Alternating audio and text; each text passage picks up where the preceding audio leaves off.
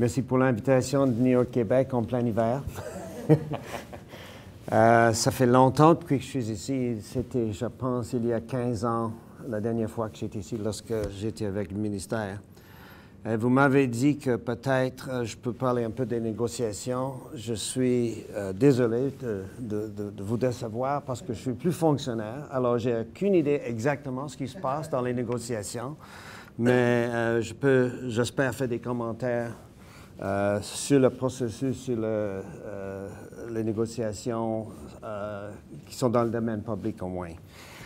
Professor Hervouet has kindly said that I can speak in English, but anyway, I will try and do a bit of both. He called me an expert. I'm always very reluctant when I hear that term because, of course, everything is relative. In some groups, one is an expert simply because one knows a little bit more than everybody else. I suspect in this group I'm not going to be an expert, but maybe I can at least be a commentator and share some of the perspectives on what's happening in the trade architecture in Asia, what the TPP is or might be, what it isn't, and what is likely to be the outcome. J'imagine lorsque Professeur Hervouet m'a invité, il n'avait aucune idée qu'aujourd'hui même, à Singapour, les ministres des 12 pays du TPT sont en réunion pour essayer de enfin terminer la négociation. J'ai vérifié sur l'Internet ce matin pour voir if there was any breaking news, mais non, hélas, pas de nouvelles. C'est pas surprenant. J'imagine, enfin, après la fin de ces discussions demain, probablement, il y aura un communiqué de presse qui disait, bon, on a fait du progrès, on a minimisé les différends, on va continuer à parler, etc., parce que ça a été la trame, l'histoire jusqu'à maintenant. Anyway, we'll see. I could be wrong, but I don't think we'll see any major breakthroughs. So, I have put together a slide deck to kind of give a framework to the discussions, and I'll use that as my prop. So we're going to talk about Canada and the Trans-Pacific Partnership, and I've labeled it Tactical and Strategic Considerations and what are the chances or the prospects for conclusion. And of course, if it's concluded, what will it likely look like? I hope we can discuss a little bit what the impact will be for Canada and for Quebec, of course. And how is it that Canada embarked on this, what's turned out to be a fairly long journey? How did we get here from where we started out? And what are the tactical and strategic objectives? So, you know, what is the TPP? The standard terminology we hear is that the TPP is going to be a quote-unquote 21st century agreement with gold standard provisions. It deals with a lot of the so-called new issues in trade agreements. There are some 26 or 27 chapters, and one of the critiques of the negotiation, the Council of Canadians has said, well, of the 26 or 27 chapters, only 2 really deal with trade issues, you know, tariffs and customs, and all the rest is superfluous. Well, in fact, all the rest is what it's really all about nowadays. As I think you well know, over years of successive trade rounds, the tariff levels have come down to, in most cases, fairly insignificant average levels at least. And so the real issues now are these new issues, the things that provide impediments to the flow of commerce and business, whether it's standards, various types of non-tariff barriers, the impediments to the supply chain, environmental and labor standards, et cetera, et cetera. So the so-called 21st century agreement attempts to deal with a lot of these issues that are sometimes referred to as the behind-the-border measures. So traditionally, trade agreements have dealt with at-the-border measures, what stopped goods and services from crossing the border. Well, now it's a little easier to cross the border, but once you get there, you run into a thicket of regulations and various measures to make your life difficult. So On the one hand, that's what makes it allegedly a 21st century agreement. The second is the so-called question of the gold standard. Well, I think the U.S. in fact sold it. The U.S. Started its trans-Pacific journey under the previous George W. Bush administration, but has continued it under the Democratic administration. And I think, as we know, the Democrats are not particularly pro-trade. So it was sold as a gold standard, i.e. what the Americans want, they think they might get. It's a gold standard. It's going to be very high standards in IPR, intellectual property rights, and other areas where the U.S. economy has comparative advantage. And so that's how it's got this name. Whether, in fact, it will be a gold standard is really an open question. Anyway, let's have a look and see if it will achieve its goals. Now, I'm going to be my own stuntman here, so we'll change the slide. And so I'll talk a little bit about how it is that we got to the TPP. Some of you may be more familiar with this than others. So Canada was a latecomer. Canada did not join the TPP negotiations, actually sitting in on the negotiations until I think it was about September of 2012. And only at that point did the Canadian negotiators get to see what was in the, in the text. They got to open the Pandora's box and see what was inside. Well, why was it that Canada was so late in coming to the party? How was it that it was a latecomer? Well, let's go back and have a quick look at the origin of the TPP. There's been many discussions about trade agreements in the Pacific, and I'll talk a little bit later about the so-called architecture, about APEC, of which Canada is a founding member, and others. But there have been very loose architecture, particularly across the Pacific, on both sides of the Pacific. So the TPP started about 2005. It was called initially the P4, the Pacific Four. And there were there were three small countries: New Zealand, Chile, and Singapore. All relatively open, certainly some are very open, like Singapore, and then they were joined at the last minute by Brunei, a fairly insignificant economic player, and they formed this P4 Trans-Pacific Agreement. And they did it deliberately as an incentive to have others joining on. It had a so-called open accession clause, so others could join. Well, in fact, most trade agreements, even NAFTA has an open accession clause, but nobody has ever exceeded, other than the three original partners. But anyway, that was the idea. The P4 basically went nowhere until 2007, 2008, when the Bush administration was looking for something to do in Asia and looking for something to sort of latch onto. And it sort of discovered the P4 and decided that it would join the investment chapter negotiations. Well, once the US joined, it became a bit of a game changer, and suddenly there was a great deal of interest. It was always in New Zealand's interest. New Zealand, unlike Australia, does not have an agreement, a bilateral free trade agreement with the United States. It's been difficult for a variety of reasons, including political reasons.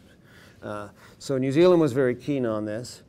So in 2008, at the APEC summit, every year APEC has a summit meeting, as you probably know, there's different countries in the chair. This year it's China. The APEC summit will be in November in Beijing.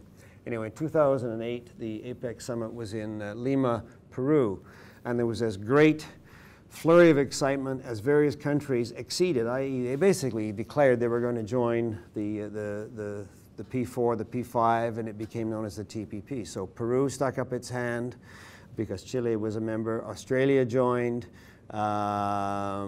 Vietnam joined. And I remember I was actually in Lima at that time. At that time I was with Time Warner, and we were participating in the CEO summit that goes along with the APEC summit. And I remember talking to some Canadian officials as it was announced sort of each day another country had acceded. I said, well, what about Canada? This official said, I can't even get the government to think about it. They're just not interested. Anyway, that sort of moment in time passed. Malaysia announced it was interested and shortly after joined. And so there were, I think at that point, 9 TPP countries.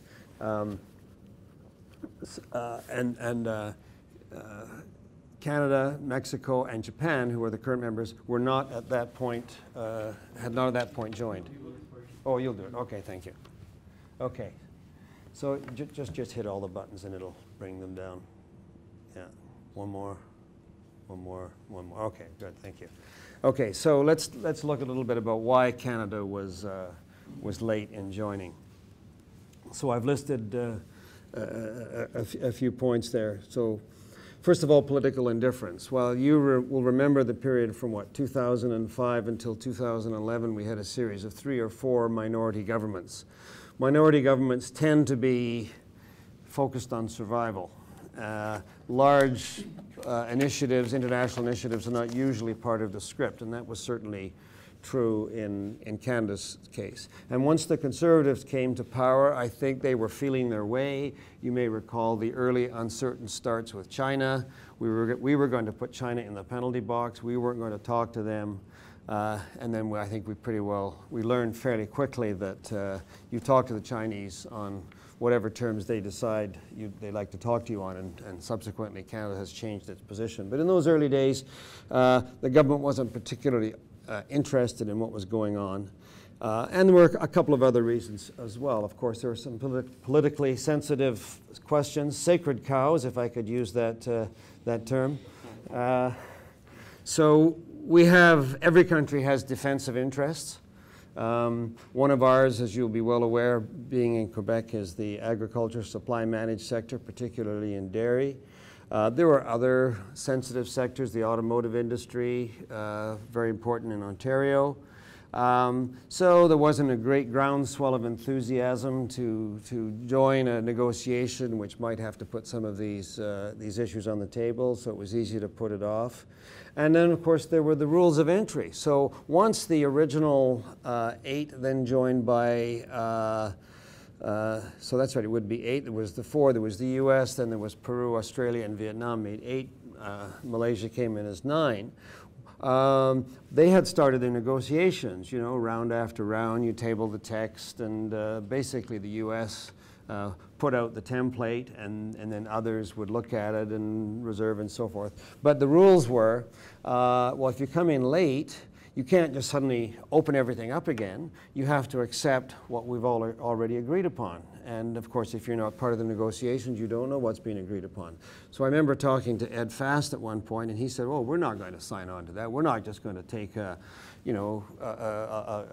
series of chapters that have been closed and accept them." Of course, that's exactly, in effect, what we did. But on the other hand, most of these, in fact, all of these negotiations, the term is, nothing's agreed till it's all agreed. So at the end of the day, the latecomers still have an opportunity to shape things somewhat. But obviously, if you've moved quite a long way down the road, it's extremely difficult for somebody to come in and say, "Oh, no, let's go back to basics over here." Although we see with Japan now joining, there is a little bit of that. It kind of depends, like everything, on how big you are and how much influence you have. What was surprising, maybe surprising to some, was the fact that the US was quite lukewarm about Canada joining.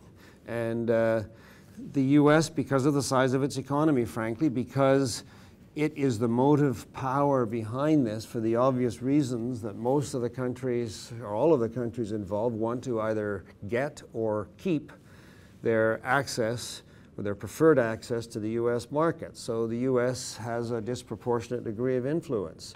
And while we like to talk about the biggest bilateral two-way relationship between Canada and the US, and and of course it's very true, we have trade issues with the Americans, but we do a lot of trade very successfully with the US. We'd like to think that, well, why wouldn't they love us? Why wouldn't they welcome us? Well, it's also true that as you might say, as cousins, people in the same family, we get to know each other very well. Canada and the US have had a lot of disputes. And it was quite interesting during this period because I was a Canadian working for a US company. The particular company I worked for and a number of others were quite keen on supporting the TPP because we thought that if it was agreed and if we got stricter or stronger intellectual property provisions, that would be good for our business. Time Warner, as you undoubtedly know is in the entertainment and news business. It owns Warner Brothers, HBO, Turner Broadcasting, and so forth. So we had a lot of content issues in Asia, and so we and other companies, everybody from FedEx to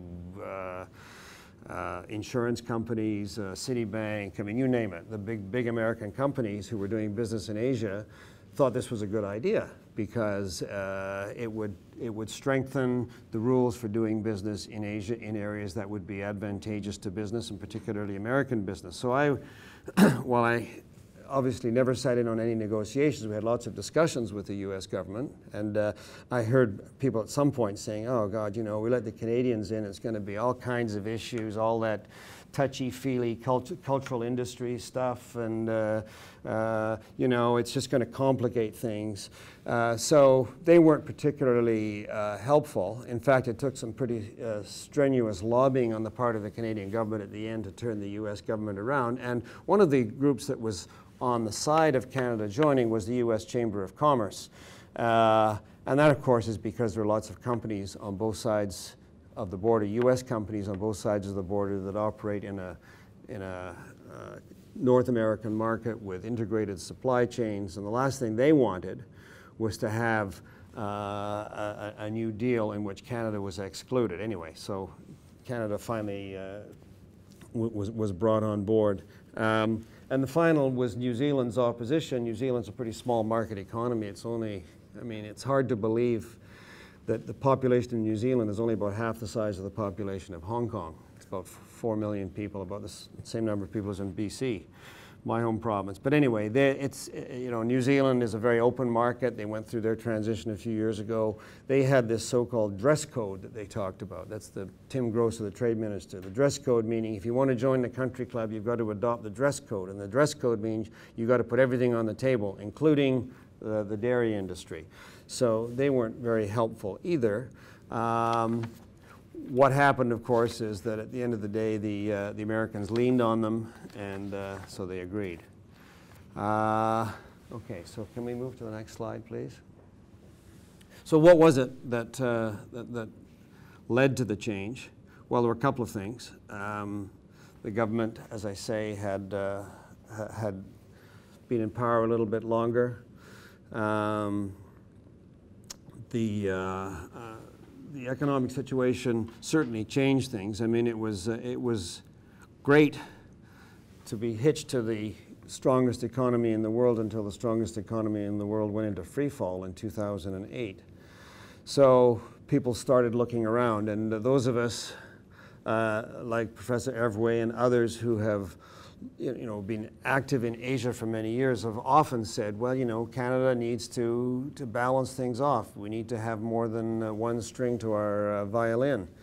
But when things are going great and you're selling right across the border, it's easy to do. Well, suddenly there was the economic slowdown, and so people started thinking a little bit about what the alternatives were. And the chart there, of course, shows the economic growth rates. We all know that there's a huge gap between the growth rates. This is just percentage growth rates between the OECD countries and the emerging countries. You know, China's has been typically between 8 and 10%. In fact, if China doesn't grow by about 7 or 8%, it doesn't generate enough employment for the new entrants to the workforce. That's changing somewhat now as China's slowing down, and in fact the demographics of China are slowing down, but still there's a huge discrepancy between the emerging countries and the stable countries. So that was another factor. The growth rates. The Conservative government brought in its trade and jobs agenda, and it started to embark upon a series of bilateral free trade agreements. We have had this stalled agreement with Korea for some time, which I could talk a bit about if anybody's interested. Negotiations were launched with India. There were a number of negotiations with Latin American countries.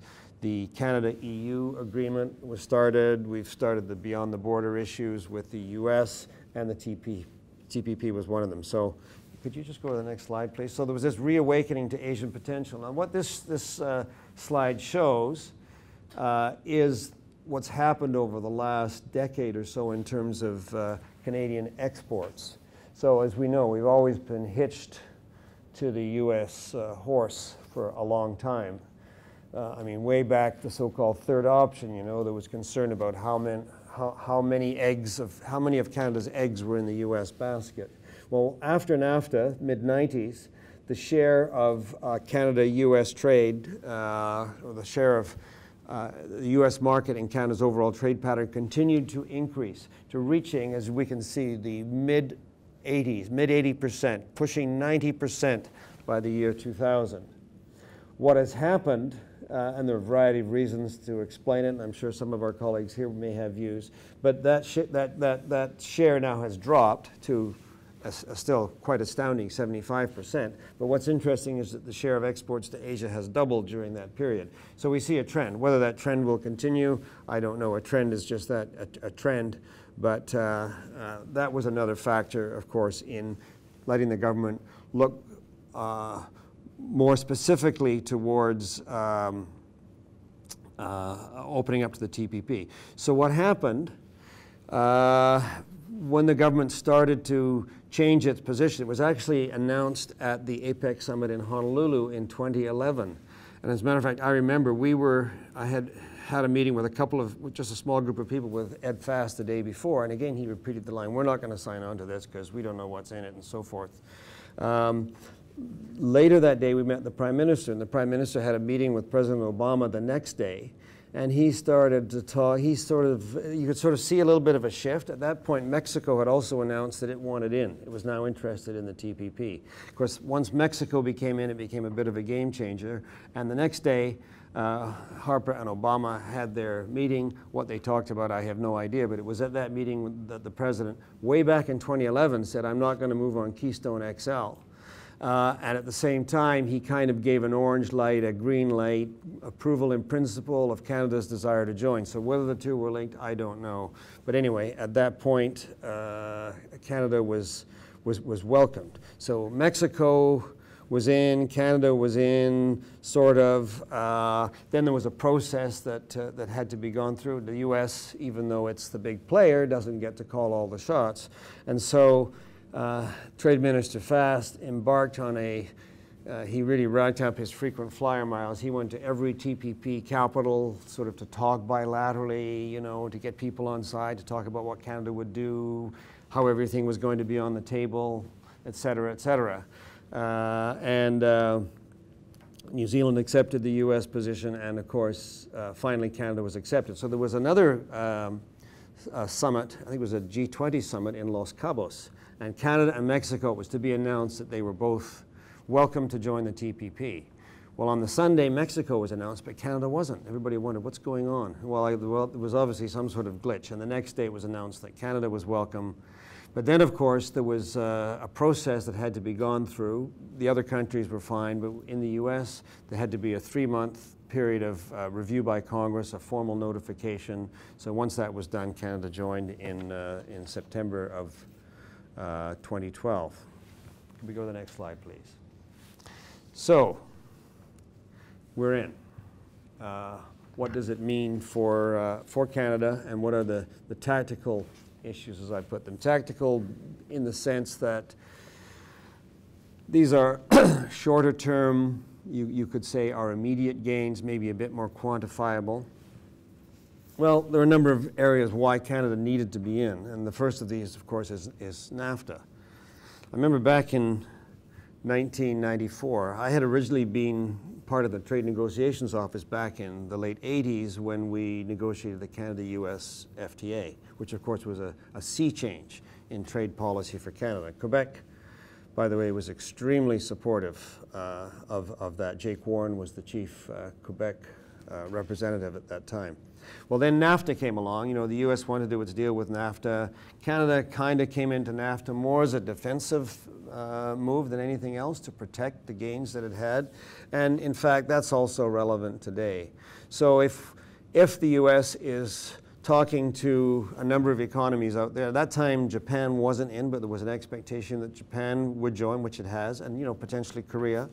So we're talking about access to the U.S. market, which Canada and Mexico have, preferential access. It's all open.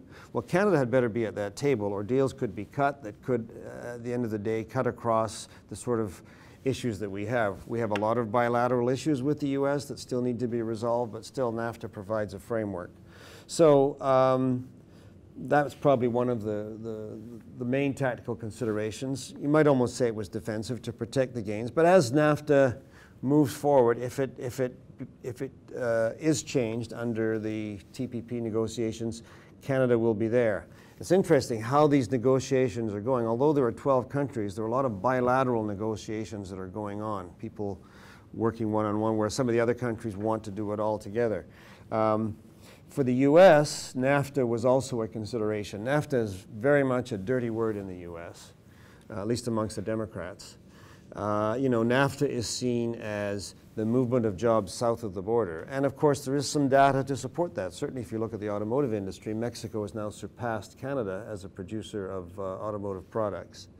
But the U.S. wanted to fix, update NAFTA, you know, look at some of the environmental and labor issues and so forth. So this would be a convenient way to do it. So that would be one concern. A second was Japan. As I mentioned, that Japan was not initially in the TPP, but it is now, and it was expected that it would be. And the U.S. and Canada compete in a lot of areas in Japan, particularly in agricultural products and pork and beef exports and some of the services industries and so forth. Japan is a very difficult market because of its cultural traditions and because of all the ways in which it operates and many layers of barriers and so forth. But if the issue of opening the Japanese market was to be on the table, Canada had better be there, or else it could find that it was disadvantaged vis-a-vis the U.S. in particular. Now, Canada has its own bilateral negotiation ongoing now with Japan. Who knows how long that will take? The one with Korea has been going for 8 years and we still haven't got there. So this is another track, if you like. If it's completed more quickly, at least Canada won't be disadvantaged. And that also talks about, we talk about Korea. So back in 2005, Canada started trade negotiations with Korea, which is quite a significant trade partner for us. After China and Japan, it's our third largest export market in Asia. We started the negotiations. There were the usual issues. In this case, dairy wasn't an issue, obviously, but autos were an issue. There was the issues of the export of beef and so forth. So things kind of stalled. Meanwhile, the U.S. came along and tapped Korea on the shoulder and said, let's do a deal. And they did. And then the EU came along and said, let's do a deal. And they did. So the Koreans signed a trade agreement with the U.S. It took a while to get approved in the U.S. because of automotive provisions and so forth. But anyway, it was done. It's been in effect now for a couple of years. And guess what? In the Korean market, our exports have gone down by about 30 or 40%. U.S. exports have gone up. We're on the outside looking in. And the Koreans basically weren't interested. We went back and said, well, we want what the Americans got, and they weren't prepared to do that, so it's been stalled. Recently, within the last few months, these negotiations have restarted. Why? Because Korea would like to get back into the TPP. And guess who has to agree? Everybody has to agree, and we're one of the 12. So you see some leverage there. I don't think that was actually behind the calculation at that point, but it's turned out to be quite useful in moving the file on Korea. Anyway, in the meantime, of course, Canada had another negotiation underway, the CETA, the Canada-EU Trade Agreement, which, as we know, was concluded in principle on the 18th of October last year, and where they're now cleaning up the text. So let's have a look at the, and just hit all the buttons there so they come up. There we go, thank you. So to quickly look at the Canada-EU Agreement, I understand that Quebec has welcomed it, you know, subject to clarification, et cetera, I guess, as most of the provinces would do. This was a difficult negotiation. I think it's a pretty interesting breakthrough. The Conservatives certainly wanted, the government in Ottawa certainly wanted to hang it on the wall, you know, its blason d'or, to show how well it had done. Unfortunately, it was concluded just about the same time as Mike Duffy got into the headlines. But in any event, it was a long, difficult negotiation. And again, there was the usual question of the sensitive sectors, autos, procurement at the provincial and municipal level, supply management, et cetera, pharmaceutical patents, how long they should, the IPR issues. The Europeans are very keen on geographic indicators, whether, feta cheese has to be made, has to come from Greece, et cetera, et cetera, et cetera. Anyhow, the good news is that at the end of the day, they reached an agreement. Every agreement has to involve compromises. There's the greater good. There's some specific sectoral interests that get pinched. There were the supply managed sector screamed bloody murder. You would have thought that the sky was falling the way they talked, but there's an extra 30,000 tons of cheese would come in from Europe. Of course, that's their job, is to make as big a fuss as possible so that they will get compensation. So that was part of the deal. The door was open a crack on supply management. You'll probably guess that I'm not a great fan of this particular system, but I don't think most trade practitioners are. But of course, there are political realities in every jurisdiction.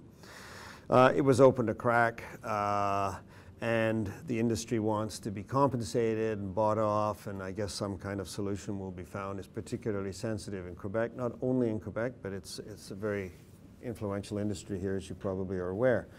On the subnational procurement, that was the big deal. I mean, the Europeans said, well, you want us to open all our national markets, but you're like a national market too. You've got 12, 13 national markets. Why don't you open those? So it was opened subject to certain exclusions. The automotive industry in North America is not very export oriented. It talks about exports. I mean, Korea is a very good case in point, saying, well, and of course it's true, we don't export many cars to Korea. We only exported, I'm making up the numbers, but 5,000 cars to Korea last year, and we imported 500,000. So how can that possibly be fair? So therefore, we don't want to do a free trade agreement with the Koreans or with the Europeans. The issue is not an easy one, but basically, the cars that the Koreans import, they do import about 10% of their market now are imported cars, but what do they import? They're not going to be importing Fords and Chevys. They're importing BMWs, Mercedes, Audis, et cetera, all right? So the top end of the market. What's the sort of the luxury market around here? Same cars, Lexus, add Lexus, and so forth. So, the North American market is kind of in the middle, has a few luxury cars but they're generally not that competitive. So the concern was all these European cars coming in here, and we can't export that many cars to Europe. Well, now there's a quota, tariff-free quota, and so forth. So whether they will or whether they won't is another question, but the fact is the playing field, they can't argue the playing field is not equal. So basically my point is that there were issues on the Canada-EU agreement that were difficult, and they've been managed. We think. I mean, the agreements there will probably be ratified in due course. So this presumably gives us some indication of where Canada may be prepared to make some compromises, has some flexibility when it comes to the TPP. Thank you. Now, looking a little bit at the TPP and the tactical considerations, it's worth remembering that the U.S. accepted these, and Japan, I guess, these are not large export markets for Canada. And so some people have said, well, what's the big deal?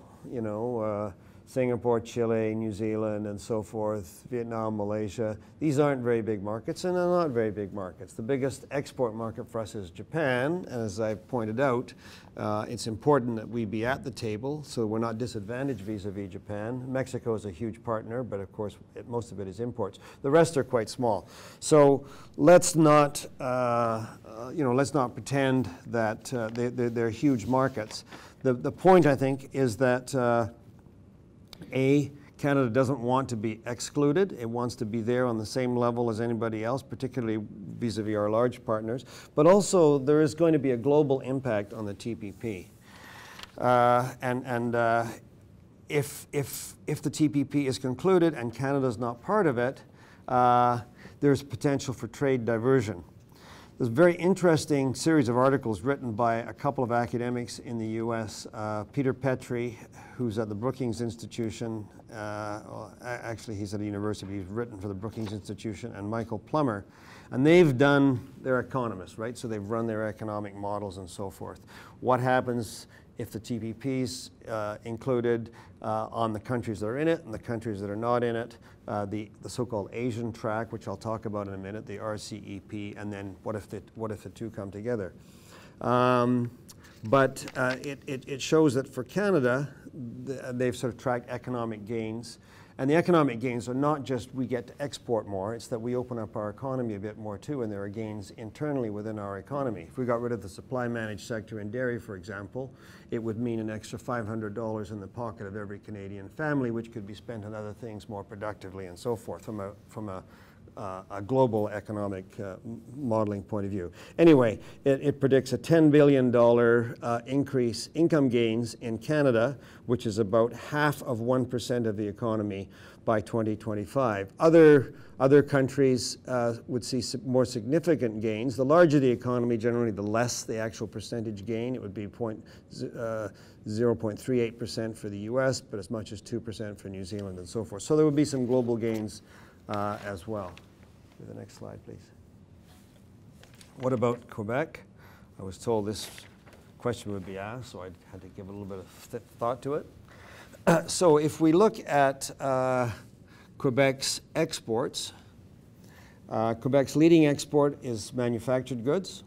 So 93% of Quebec's exports are manufactured goods, aircraft, aluminium, pulp and paper, etc. So this will lead to a reduction of tariffs, obviously, on those exports. Quebec, I guess, does not export a lot to Asia, but it will nonetheless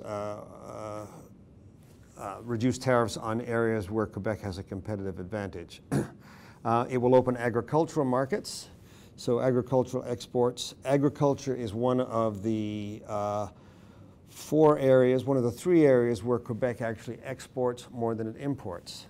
According to the research I did, those are forest products, transport equipment, and agriculture and food. So this will open up agricultural markets, particularly in Japan. Quebec is a big exporter of pork products, as we know.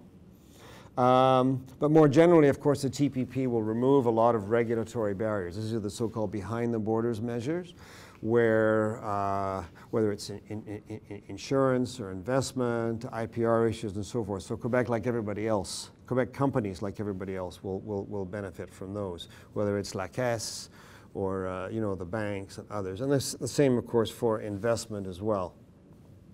The other area, if we're to look defensively, frankly, there probably will be a minimal impact on supply management. I can't imagine how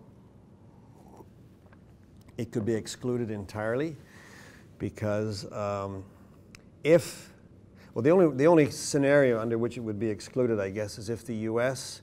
excludes. Everybody has a sacred sector, right? For the Japanese, it's rice. For the U.S., it's the sugar industry. For Canada, it's the dairy industry. So everybody's a sinner, as they say. The question is every sinner prepared to take a step in the right direction towards liberalization? And normally what happens with these sectors is, first of all, initially there's no imports at all. Then there's quotas, very, very high quotas. And then the quotas are tariffied. They're expressed in tariff equivalents. So certain dairy products in Canada face a 350% tariff, i.e. we don't want any. You can come in at a zero low tariff up to this, and then after that, no. It's very interesting, of course, the dairy companies, the major dairy producers in Canada, like Saputo, is busy expanding abroad, buying dairies in Australia so that it can export. But of course, it can't export from Canada because we have a closed market and everything is subsidized, and yet also the Saputos of this world are bringing in dairy product under various loopholes, protein, dairy protein, et cetera, to make yogurt because it's too expensive to produce it locally. And you've no doubt heard of Canada's the only country in the world where you can be busted for smuggling cheese across the border, as happened in Ontario. They caught people smuggling mozzarella from the United States to put into pizzas because mozzarella is the prime ingredient in pizza, the most expensive ingredient, and that didn't work. And recently, the pizza industry was importing kits from the United States, which was cheese and tomato paste and various other things. It was a preparation. It wasn't actually a dairy product, it was a preparation, so it came in low tariff or no tariff. And of course, the dairy producers complained. The 12,000 dairy producers in Canada complained, and that door was closed. So if you don't like the price of your pizza, you know why. Anyway, sorry for my rant there, but anyway, so it's likely to have little impact on supply management. I think probably some movement, but like with the EU agreement, in a way that is manageable. Okay, let's move on to strategic questions. So I talked a bit about the tactical issues, primarily defensive, probably some gains, not all that huge. To my mind, at least, the biggest reason why Canada finally woke up and decided to get back into the game was the bigger picture, the longer term, the strategic considerations. So if we look beyond the tactical questions of market access and tariff reduction and so forth, we talk about Canada's role as an Asia-Pacific country, which maybe doesn't have as much residence in this part of the country as it does on the West Coast. Gérard talked about the role of the Asia-Pacific Foundation, which was established fundamentally to raise awareness in Canada of Canada's Asia-Pacific role. And when we had the APEC summit in Canada in 1997, there were meetings all across the country. There was one in Montreal. There was even one in St. John's, Newfoundland. But you know, it's not that much of a stretch. Russia is an Asia-Pacific country, and you know, some of the meetings were in St. Petersburg. Anyway, the question is refurbishing Canada's Asia-Pacific credentials. So we traditionally, of course, have, for obvious reasons, looked across the Atlantic for historical reasons, north-south for economic reasons. But you know, we have always had an Asia-Pacific vocation and a history, predating the post-World War II era. But in the post-World War II era, we were initially engaged in the Colombo Plan, and so we had close relations with India, with South Asia, India, Pakistan, and Sri Lanka. But more recently, as the Asia-Pacific architecture has developed, we've been there. We became an ASEAN dialogue partner in 1977. We became members of PEC, and maybe this is the opportunity just to say a brief word about PEC, the Pacific Economic Cooperation Council. It is a so-called Track 2 organization. That is, it's non-governmental, although there are some governmental people that are involved. It's supposed to be tripartite, business, academic, and government. Largely academic. It conducts studies. There are national committees in each country. There was a Canadian National Committee, which is not much of a committee. It's really run from the foundation. But we engage in various studies. It does a State of the Region report every year. We're now encouraging it, trying to encourage it to do some work on trans-Pacific energy trade, which is very, very relevant for Canada. Anyway, Canada became a founding member of PEC in 1980, a founding member of APEC, now 21 economies, so-called economies because there are two members that aren't sovereign states, Hong Kong and Taiwan. Well, some people don't think Taiwan's a sovereign state anyway. So we became a member of APEC, founding member. We had the APEC summit in Vancouver in 1997. We had an ASEAN center in Singapore for many years, and we provided a lot of funding, as Gérard will know, to the South China Sea dispute process and so forth. So Canada had a presence. We weren't the biggest player in the region. We're always kind of compared with Australia. Australia obviously has a huge stake, strategic stake in Asia. Indonesia is its neighbor. But Canada was a player. That seemed to change. I'm not sure exactly when, certainly after the 97 summit, which a lot of people remember because there were big riots out at UBC, people where the meeting was held. You know, a lot of people were against globalization, against the WTO, against APEC. And so we seemed to lose interest. Then we went through this, as I mentioned, this period of minority governments and so forth. So in fact, I think we became eclipsed as much as anything else. We lost interest. We took our eye off the ball. And meanwhile, China got bigger and Australia got more active and so forth. So our sun started to set somewhat.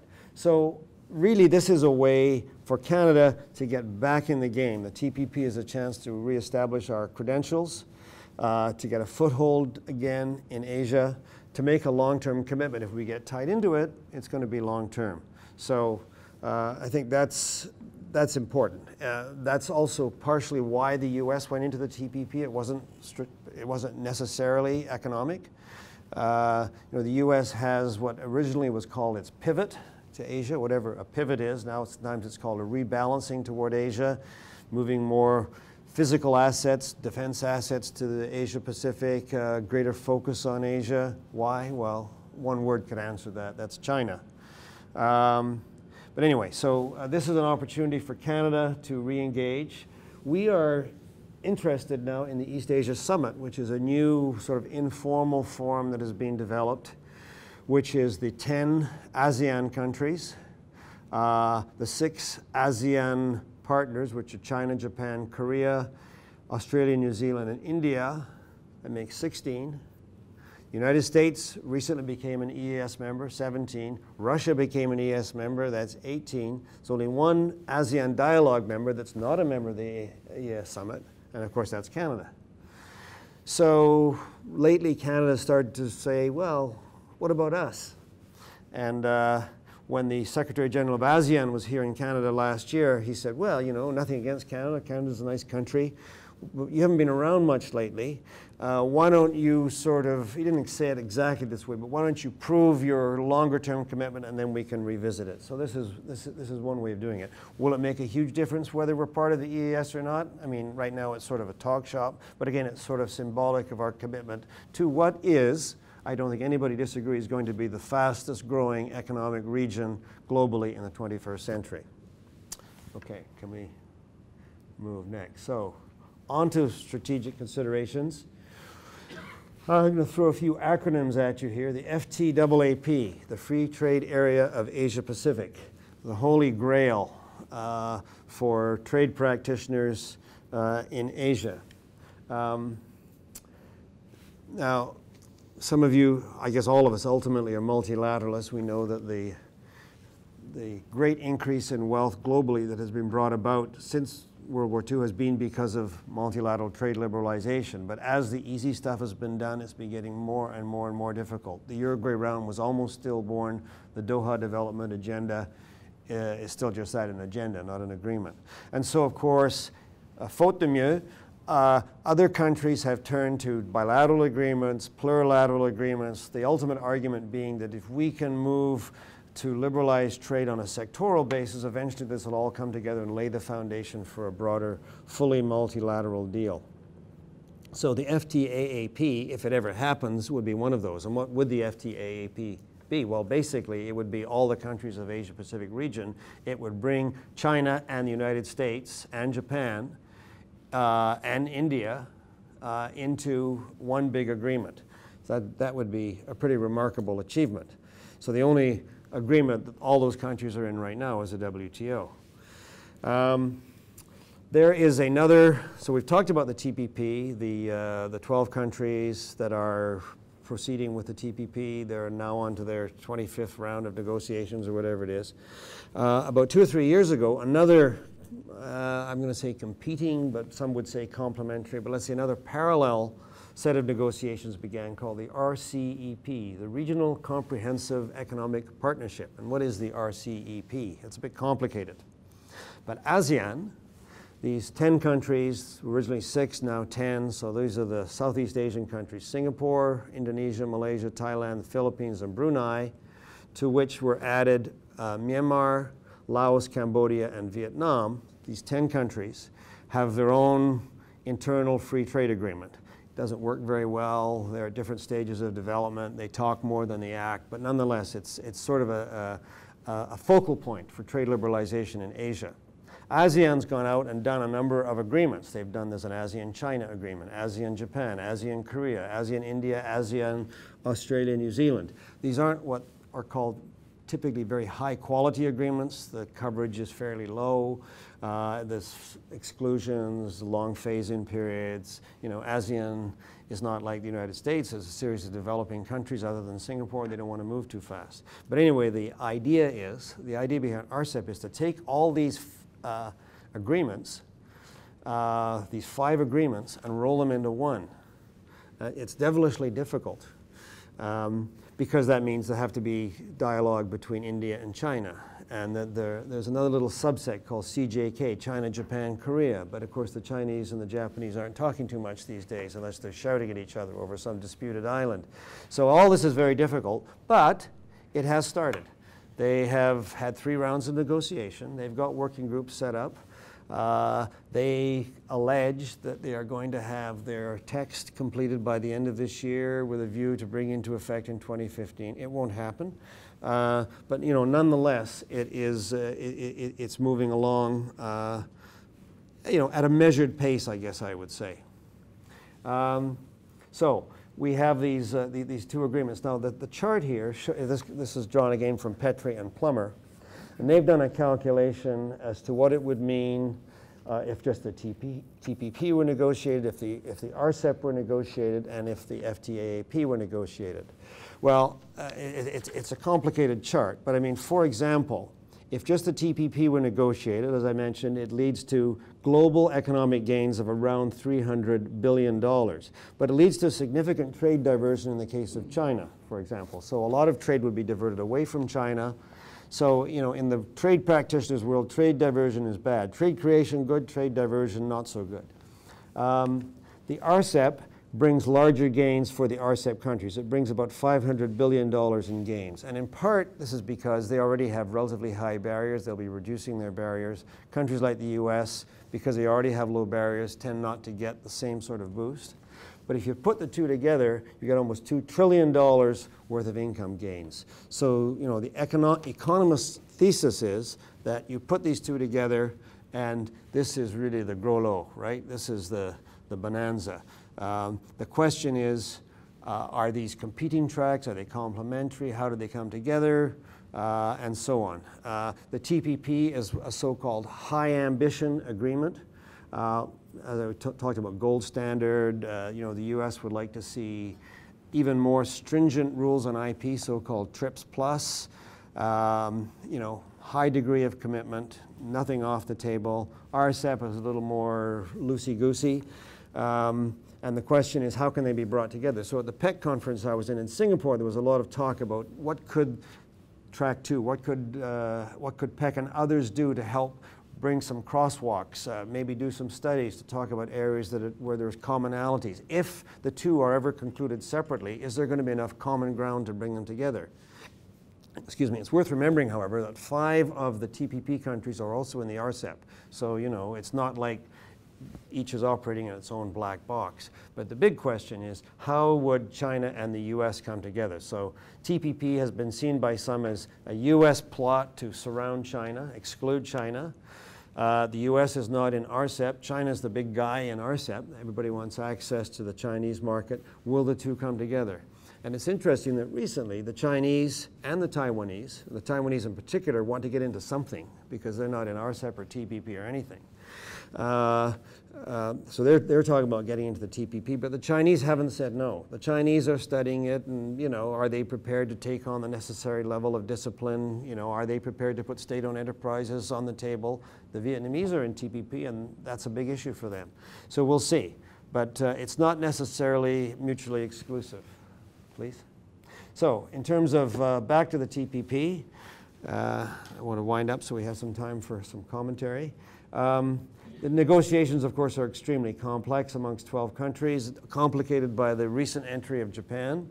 And you know, it's got its sacred items. It has 5 sacred items. I think it's dairy is one of them, actually. Dairy, wheat, rice, all these agricultural issues. Although I'm told by Japanese colleagues, the Japanese government really wants to do something about this. They want to bite the bullet. They know the Japanese economy has gone sideways for the last 20 years.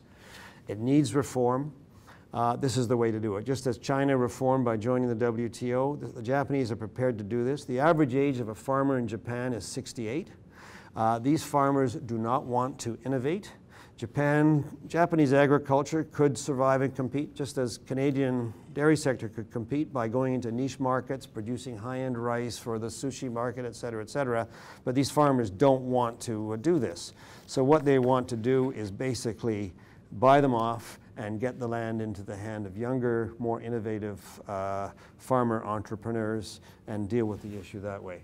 So it's complicated. The whole question of what's off the table, what's not on the table, the timing and so forth, and of course opposition from special interests, not just in Canada, but every country has its own special interests, perhaps with the exception of New Zealand and Singapore. And of course what most recently has become an issue is the US Congress, because for the US to negotiate, the US administration to negotiate this, they have to be given what we used to call fast track, trade promotion authority by Congress. The Congress has to empower or delegate to the administration the right to conclude a treaty, and it has to go back to Congress. And if the administration has trade promotion authority, Congress gets to say, yes, we agree, or no, we don't agree. If they don't have trade promotion authority, every congressman, every senator from every state will drag out their own special interests and say, well, I'll agree to it except for this. So you can't possibly negotiate with the United States until the administration has authority. And they don't have it. It expired. The last agreement to get under the wire was the Korea-US agreement. And recently, Nancy Pelosi, who is the Democrat leader in the House, the majority leader, has said, I'm not going to put forward a fast track or TPA authority. So it's quite interesting. We have a Democratic administration proposing it. The Republicans are all in favor because they're pro-free trade. I'm sorry, Nancy Pelosi, I guess, is the minority leader in the House. But it probably isn't going to pass right now. We'll see what happens after the midterms. But this poses a problem because countries don't want to negotiate with the U.S. to have the U.S. come back, as happened with the Korea agreement, actually, and say, well, we just need a little bit more over here, and then it's okay. That's what happened with the Koreans, and the Koreans said, okay, this was on autos. They wanted a longer phase-in for Korean autos. The Koreans said, but we have to have something over here, and that's, of course, eventually what happened. But the issue of ratification is a problem. Probably or possibly what will happen, you could get agreement in principle, and then the administration will have to go and say, hey, we've got this great agreement, good for U.S. business. It's always sold on the basis of good for exports, even though opening up might be of greater advantage. So you have to give us this authority. So we'll just have to wait and see what happens. Just a couple more slides. So it looks pretty bleak in terms of the authority, but it's never over until it's over, as they say. And if you were an optimist, if you prefer to see the glass half full rather than half empty, you would say that the U.S. has got a lot at stake here. I mean, there's emerging issues of China, what's its role. One of the legs of the U.S. pivot is economic integration with Asia. This is it. If they blow this, it's going to be extremely difficult. So, and the Democrats have made this pivot. So it's hard, it's almost, like to believe it's almost too big to fail. Nothing is too big to fail, but that's one reason for optimism. So there are geostrategic factors as well as trade factors. There continues to be interest in the TPP from others, from Thailand, the Philippines. I was just talking to the Taiwanese representative in Vancouver last week, and they've all been given instructions to go out and lobby. Taiwan needs to be in the TPP. And I told him, well, and he wanted, as a matter of fact, we are writing an article at the foundation saying why it would be in Canada's interest for Taiwan to join eventually. But Taiwan has to do a number of things to prove that it's ready, and that's what I told him. Why would we agree to Taiwanese accession when you block this, and you won't go by science-based standards for agricultural products, and your banking sector is opaque, et cetera, et cetera, et cetera. So it's a way of moving them along as well. Anyway, a lot of countries interested. The government here and in many other countries has it's another leg in their strategy for jobs and growth and trade and so forth. And the leaders repeatedly say, we're committed, we're committed. So after Singapore meeting today, tomorrow, they will come back and say, we remain committed to concluding this. So let's hopefully be optimistic. So the final slide is back here. certainly the federal government is showing no signs of taking its foot off the pedal after being very slow to get started. We've done the CETA, of course, so that's good news. As far as I know, no provinces are against it. Everybody is keeping their powder dry and saying, well, we have to see the details. Unlike the Canada-EU, where the provinces were in the room, they're not in the room on the TPP. First of all, it's multilateral. Secondly, my understanding is the Europeans said to us, we want the provinces at the negotiating table because we're going to be negotiating things that affect them, and if they're not there, we don't want you being like the Americans going back and saying, well, sorry, you know, we can't do this. We want them in the room. So the provinces don't have access to the same extent. There have been multiple leaks of the text. If you read WikiLeaks, there's the environment chapters out there, the IPR chapters out there. But these are chapters from several rounds ago. They're full of bracketed text, and everybody looks at these chapters and goes, oh my God, if this is what could happen if this gets agreed. Well, of course, it hasn't been agreed. It's a negotiating text. So I think there's a lot of hyperbole and panic and paranoia. I wrote an article actually about enough of this paranoia. Let's, you know, I can talk a bit more about that. Don't be overly worried about it. So, en guise de conclusion, the TPP has both tactical and strategic objectives for Canada, and I think arguably the strategic are more important. I think, frankly, the end result is likely to be less ambitious than everybody set out, just because that's the way it is in the real world.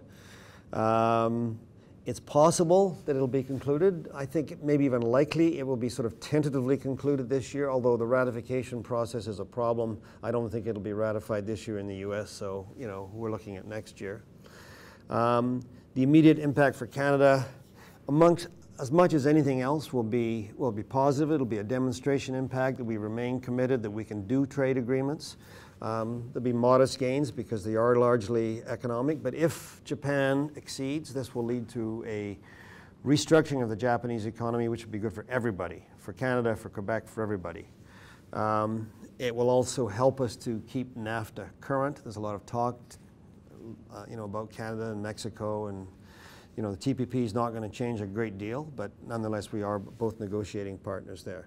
So, and it'll get Canada back in the game. So, frankly, there's not a great deal to lose, and there's a lot of upside, and we'll just have to wait to see what happens. So, with that, I will conclude my remarks and look forward to your comments. Thank you.